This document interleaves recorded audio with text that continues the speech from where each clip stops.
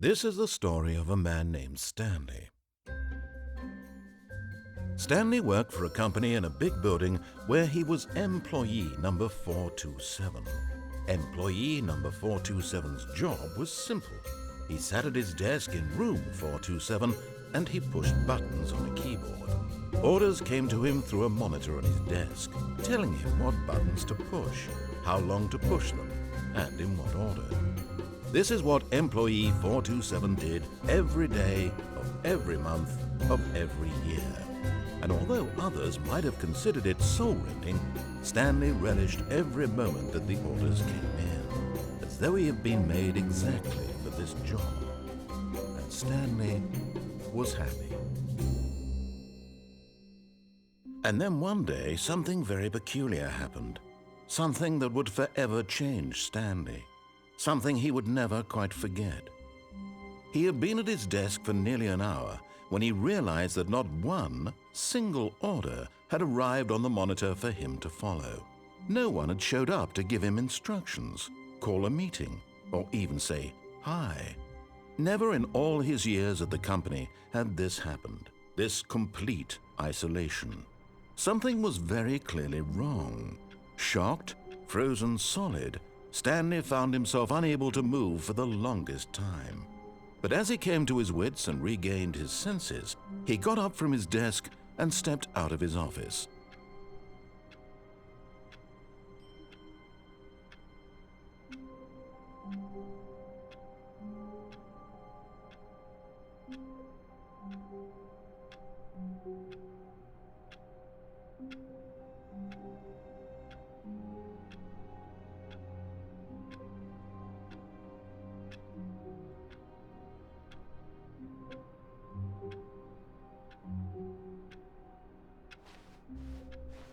All of his co-workers were gone. What could it mean? Stanley decided to go to the meeting room. Perhaps he had simply missed a memo.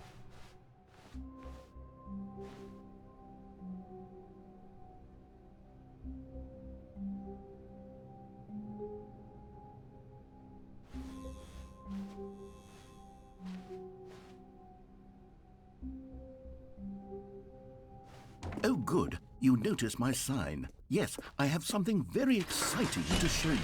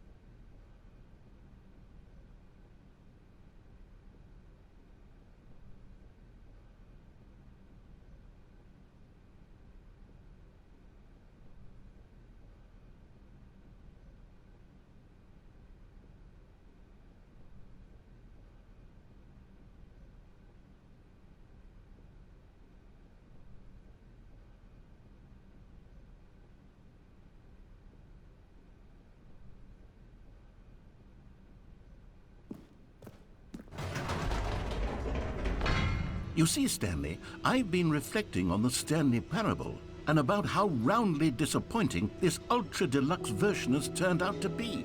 The original Stanley Parable was a landmark, and any new content for it should live up to that legacy. So forget this ultra-deluxe nonsense. I say we take it one step even further.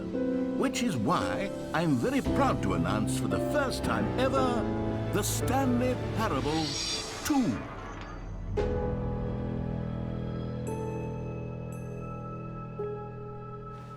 Yes, you see, isn't this far superior to a measly port with a few minor additions? Think of all the new territory we'll cover with a fully fledged sequel. An entirely new experience, built from the ground up. Why, there are so many possibilities. It could go in so many different directions. This is what fans have truly been asking for.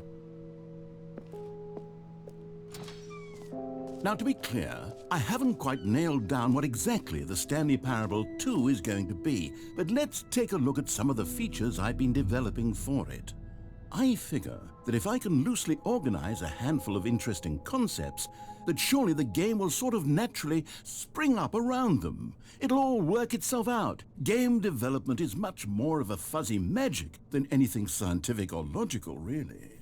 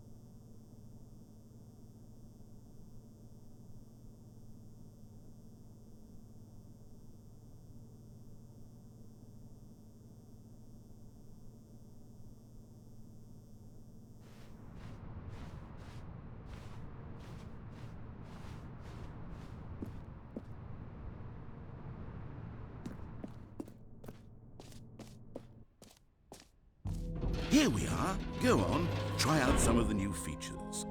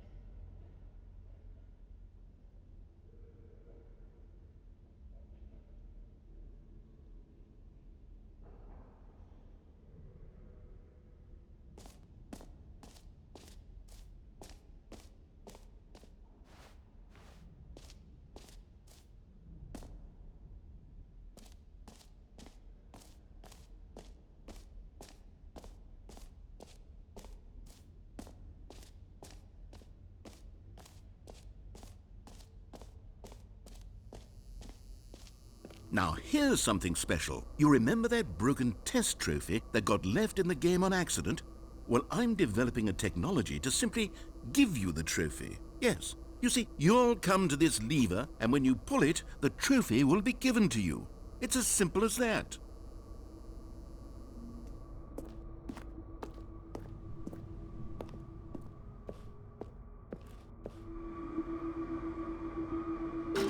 Okay, perhaps I should have clarified. This is technology that will exist. Right now, the trophy is still fully broken. I'm not a wizard, Stanley, but I guarantee it will be fixed in the sequel to at last satisfy the hordes of ravenous fans all over the world who have been uproariously demanding this feature. Gamers, we hear you, and I promise it will happen.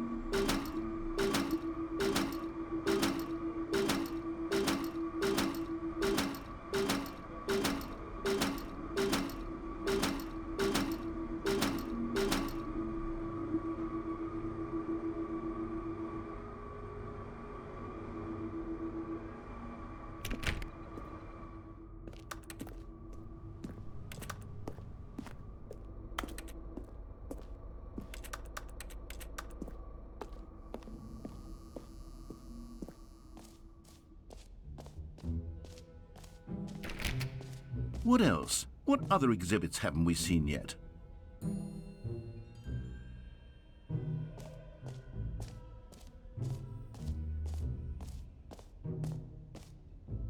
You know what? Let's bring the jump circle back for Stanley Parable 2 as well. It's... Oh, wait. You already spent all your jumps the first time we saw the jump circle? Oh well. I suppose it can just be a nice decorative piece then.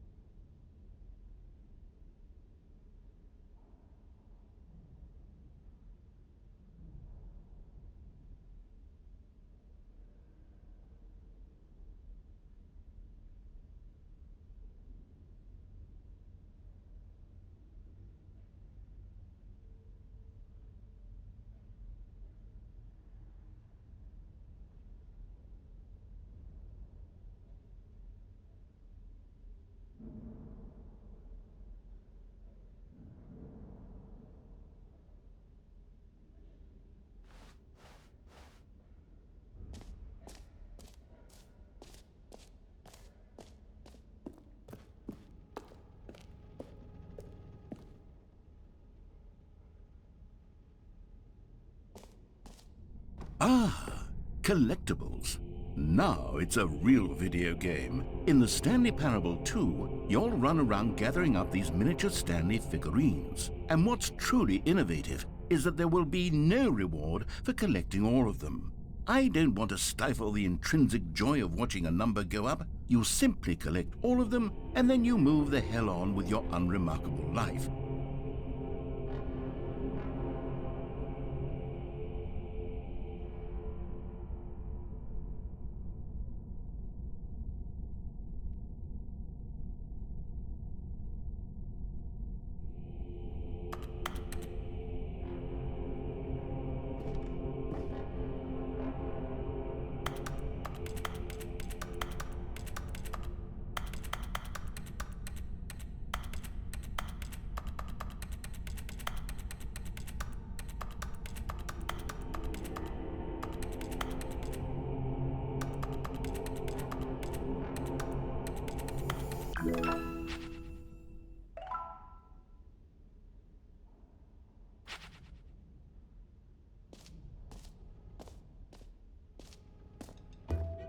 God, it really is the worst when you collect everything in a video game and then they give you a big fancy reward for it. Absolutely tragic.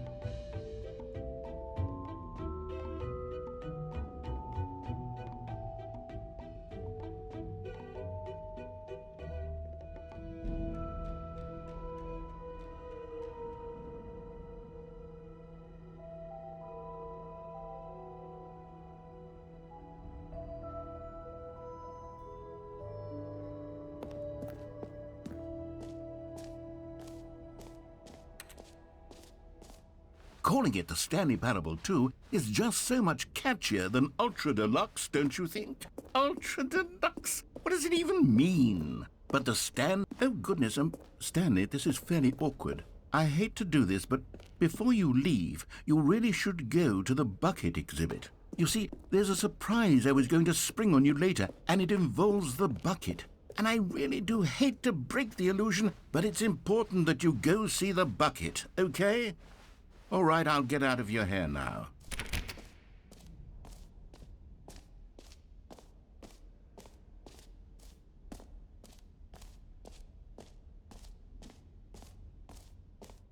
For the Stanley Parable 2, I asked myself, what do players really want? And of course, the first and most obvious answer is that they want to be individually recognized and validated as people. So with that in mind, my first addition to the game is this button which speaks the name of the person playing the game. Isn't that wonderful?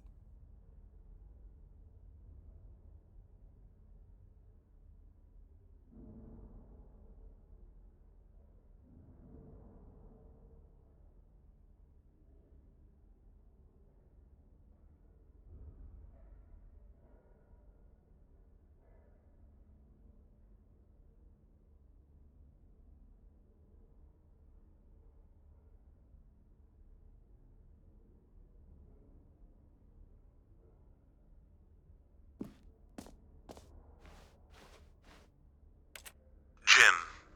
Sorry, I should have clarified. Right now, the button only says the name Jim. But of course, in the final game, this button will say your name, whatever name that is. Here, let's have you role-play as Jim to really simulate the full experience of this feature. Just play along. I promise you'll love it. Okay, here we go. Let's take a deep breath, clear your mind, forget whoever you are, and simply become a person named Jim. I want you to imagine yourself living as Jim, sleeping and waking as Jim, falling in love and being heartbroken as Jim, seizing all of the world's possibilities as Jim, and as Jim watching your dreams crumble into dust. Do you feel it deeply? Are you really, truly Jim right now? If so, then please step forward and press the button.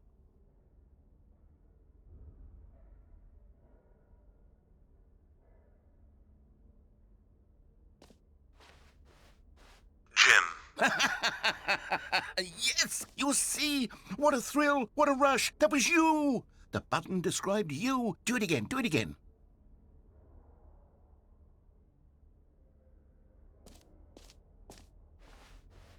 Jim. Ooh, it hits even harder the second time. If this were the only new feature in the Stanley Parable 2, it would still be worth the money.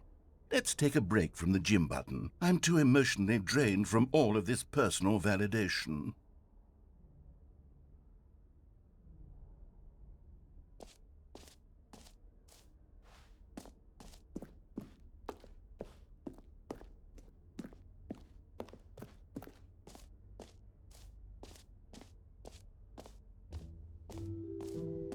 I suppose I could allow only people named Jim to play the Stanley Parable 2. That would actually save me the work of finishing this feature.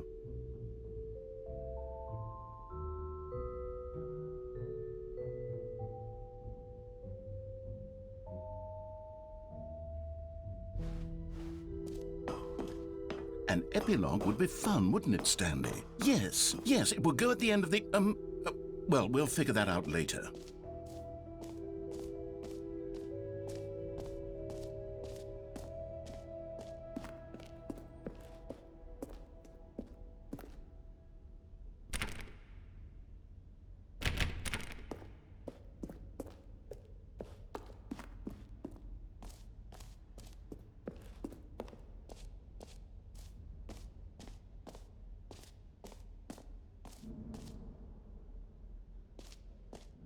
Okay, I'll be honest, I haven't yet decided on this one. I think that in the new version, the office could use a bit of decoration, like balloons. But I'm undecided on get well someday and happy 12th birthday. Which would you go with?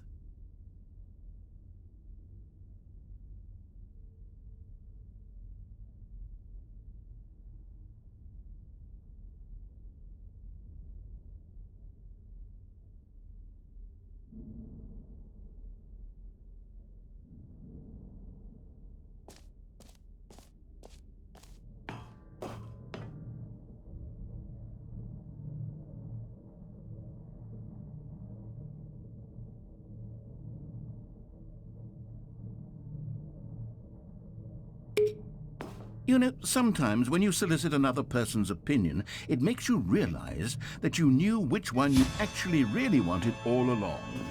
Happy 12th birthday, step-niece, it is.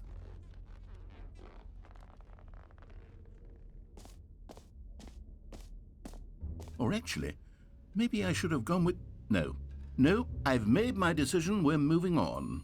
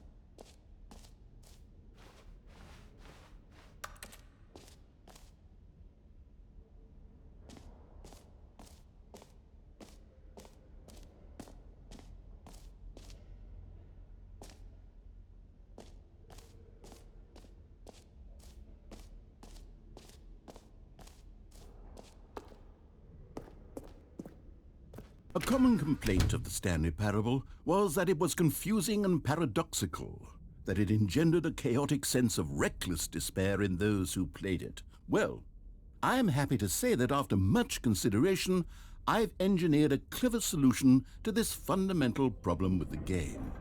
It's the Stanley Parable Reassurance Bucket. You see, Stanley, anytime you're holding the bucket, a sense of calm and ease will fill your mind and your heart. It's true. As long as you hold on to the bucket, the many disorienting contradictions of the Stanley Parable will feel perfectly normal and perhaps even comforting. You may even come to long for the gentle embrace of jarring cognitive dissonance while the bucket is in your arms. And to be honest, it's a much more convenient solution for me than actually redesigning the game to be less uncomfortable. Can you imagine what a pain in the ass that would be? Yes, the bucket is the perfect solution. Come on, give it a try.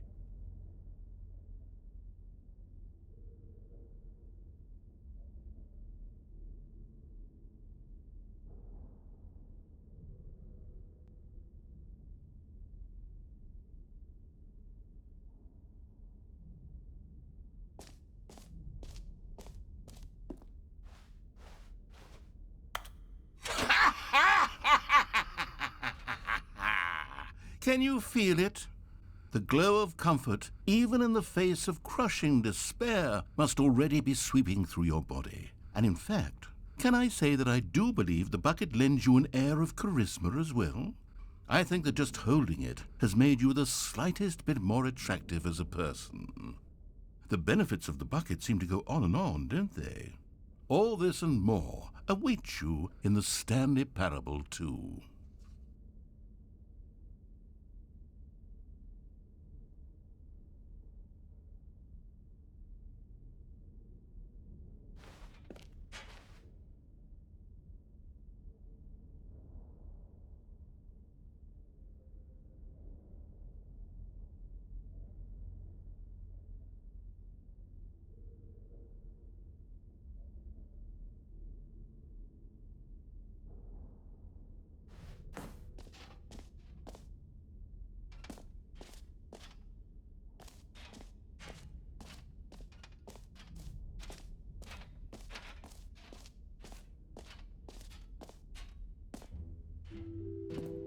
Does anyone give out awards for most enjoyable bucket in a video game?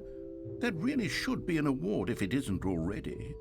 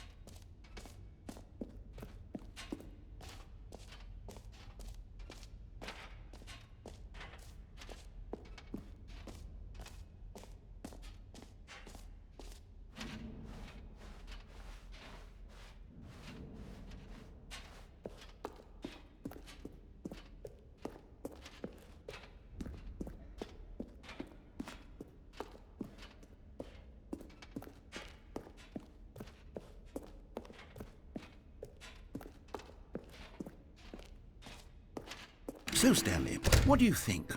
Do you like all of the new features? Yes, I know it's not exactly clear yet how exactly these features will come together as one single coherent video game, but I can feel it in my soul. It's going to work. There's definitely a good game in there somewhere. Say, let's do an experiment. I'll arrange these new features together, and we'll see whether or not it coheres into a meaningful gameplay experience. Okay, are you ready? Here it is. I give you the Stanley Parable 2.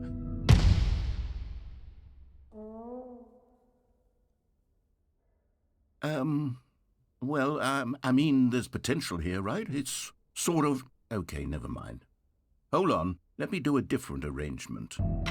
Okay, yes, this is much better. I feel good about this. Here we go. Version 2. Who am I kidding, Stanley? This isn't a coherent video game at all. It's a lot of gags.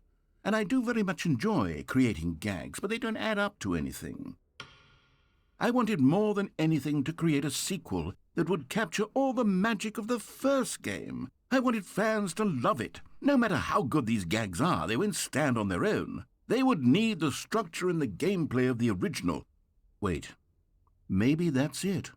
I can take the original Stanley Parable and simply, well, insert a few of my new features into it. Tastefully, of course. With respect. With care for the vision and integrity of the original game. Would it possibly work? I suppose it could. But it would need a really, really tremendous title screen. A title screen that says with bold and uncompromising conviction, "This is the Stanley Parable 2." Let me see if I can whip something up. All right, perfect. Go ahead. Take a look.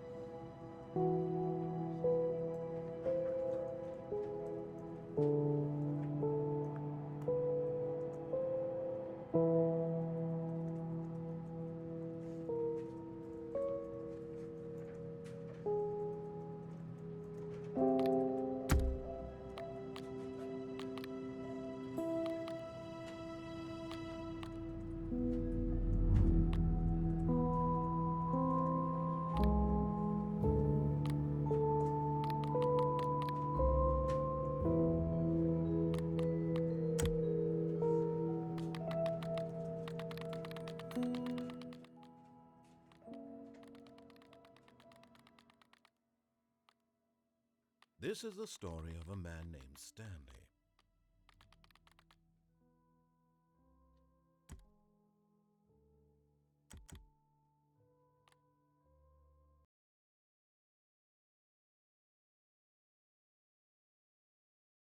This is the story of a man named Stanley. Stanley worked for a company in a big building where he was employee number 427.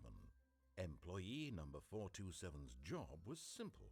He sat at his desk in room 427 and he pushed buttons on a keyboard. Orders came to him through a monitor on his desk, telling him what buttons to push, how long to push them, and in what order. This is what employee 427 did every day of every month of every year. And although others might have considered it soul-rending, Stanley relished every moment that the orders came in, as though he had been made exactly for this job. And Stanley was happy. And then one day, something very peculiar happened. Something that would forever change Stanley. Something he would never quite forget. He had been at his desk for nearly an hour when he realized that not one single order had arrived on the monitor for him to follow. No one had showed up to give him instructions, call a meeting, or even say hi. Never in all his years at the company had this happened, this complete isolation. Something was very clearly wrong. Shocked, frozen solid, Stanley found himself unable to move for the longest time. But as he came to his wits and regained his senses, he got up from his desk and stepped out of his office.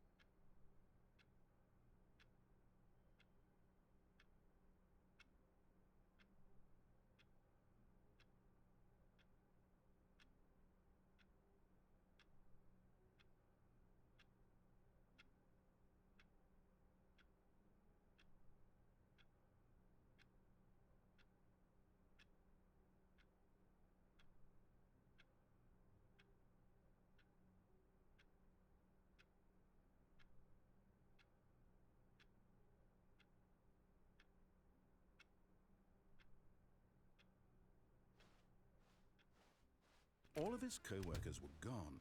What could it mean? Stanley decided to go to the meeting room. Perhaps he had simply missed a memo. Stanley felt the bucket calling to him, begging him to pick it up. When Stanley came to a set of 2 open doors, he entered the door on his left.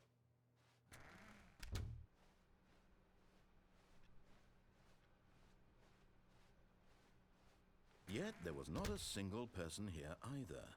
Feeling a wave of disbelief, Stanley decided to go up to his boss's office. Coming to a staircase, Stanley walked upstairs to his boss's office.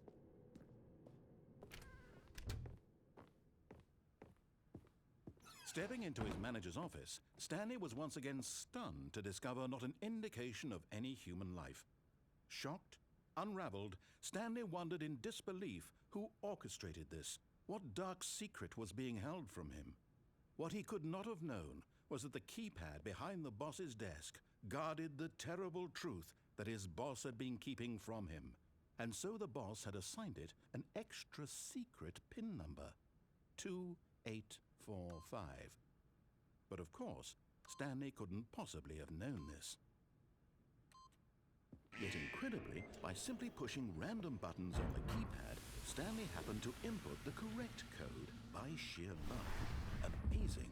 He stepped into the newly opened passageway.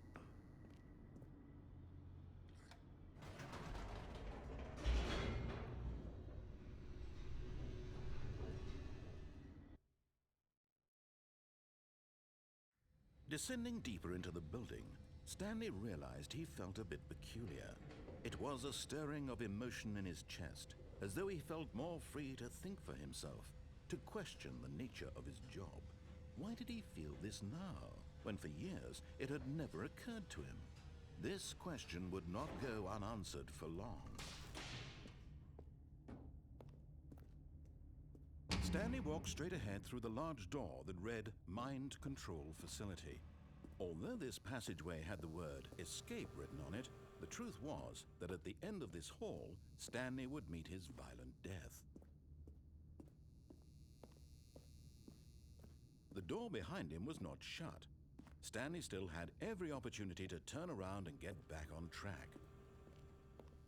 At this point, Stanley was making a conscious, concerted effort to walk forward and willingly confront his death.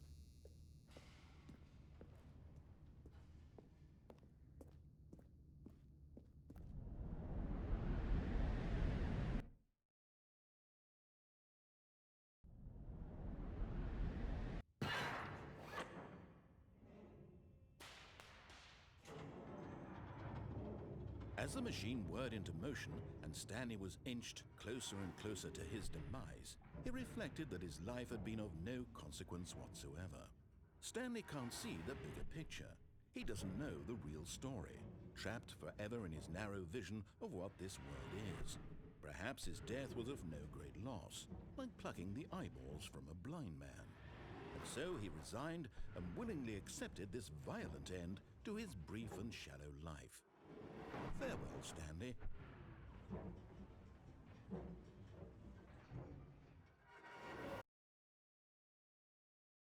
"Farewell, Stanley," cried the narrator, as Stanley was led helplessly into the enormous metal jaws.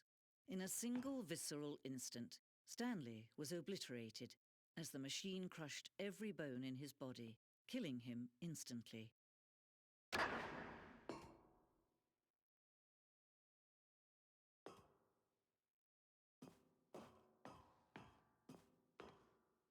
And yet it would be just a few minutes before Stanley would restart the game, back in his office, as alive as ever. What exactly did the narrator think he was going to accomplish?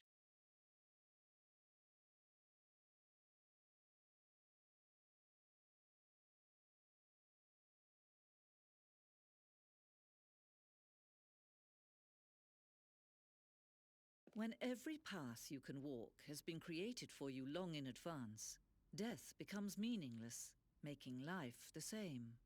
Do you see now? Do you see that Stanley was already dead from the moment he hit start?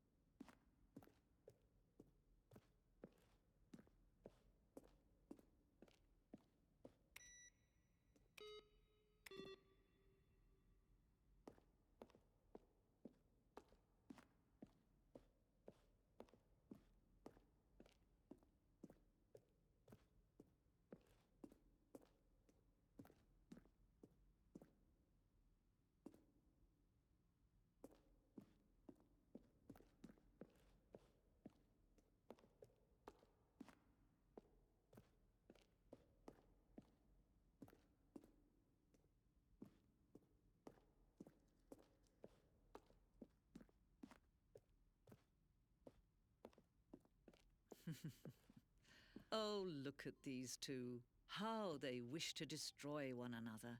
How they wish to control one another. How they both wish to be free.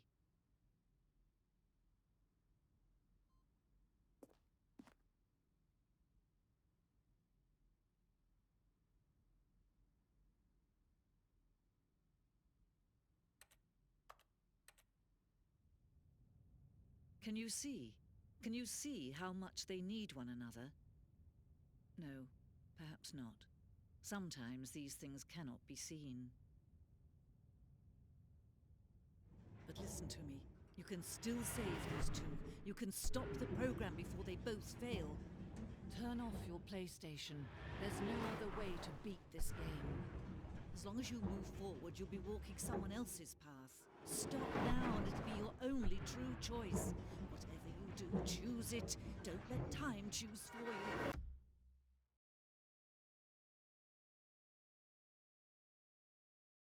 Don't let...